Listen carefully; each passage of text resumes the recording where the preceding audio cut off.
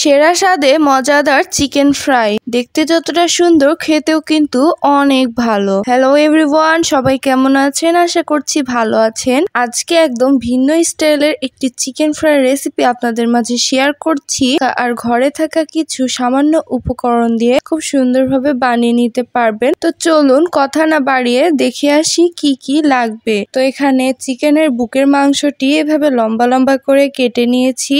আপনারা চাইলে আপনাদের পছন্দ মতো স্টাইলে কাটতে পারেন, কোনো সমস্যা নেই। আমার ইচ্ছে হলো এভাবে লম্বা লম্বা করে কাটি। তো যাই হোক, এখানে দিয়ে দিচ্ছি জিরা ধনিয়া বাটা, রসুন বাটা, আদা বাটা, তারপরে দিয়ে দিচ্ছি গোলমরিচের গুঁড়ো, তারপরে দিয়ে দিলাম হলুদের গুঁড়ো অল্প পরিমাণে, স্বাদ মতো লবণ, লবণটা অবশ্যই পরিমাণ মতো দেবেন।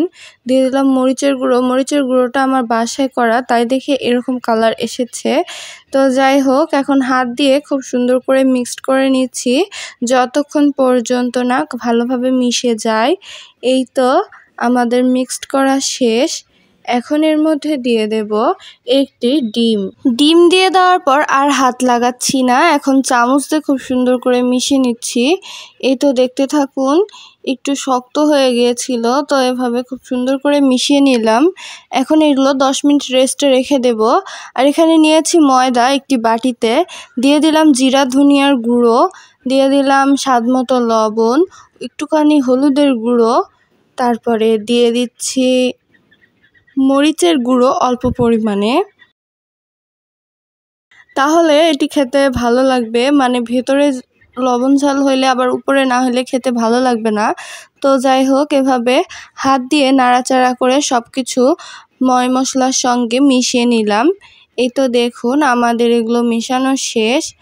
আর এই তো 10 মিনিট পর চলে আসলাম চিকেনের কাছে।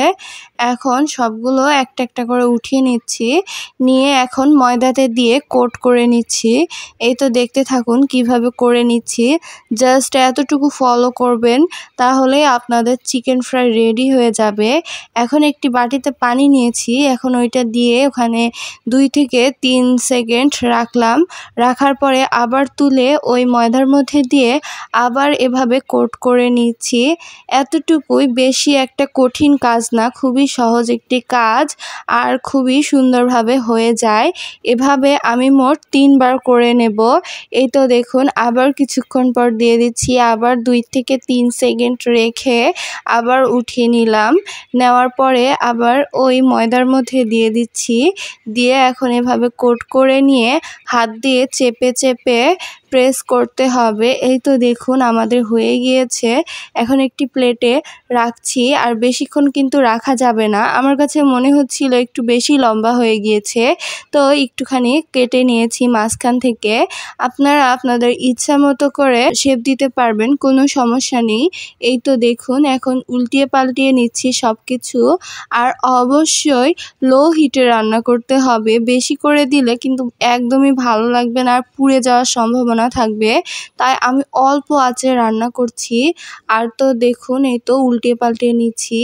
আর এই চিকেন ফ্রাইটি এত উঠানোর চেষ্টা করতেছি, আমার সাথে যে ছলনা করছে যা বলার মতো নেই। তো যাই হোক, এভাবে অনেক কষ্টের পর এই তো ফাইনালি উঠে গিয়েছে। তো যাই হোক, এভাবে সবগুলো এভাবে অল্প আঁচে রান্না করতে থাকবো। আর এই তো আমাদের চিকেন ফ্রাই প্রায় হয়ে এসেছে। আর এই তো এর ফাইনাল লুক, সসের সঙ্গে পরিবেশন করলাম। দেখতে যতটা সুন্দর হয়েছে, খেতেও কিন্তু অনেক অনেক মজাদার ছিল। তো কেমন লাগলো ভিডিওটি অবশ্যই কমেন্ট বক্সে জানাবেন। আর আজকের ভিডিও এতটুকুই। আল্লাহ হাফেজ।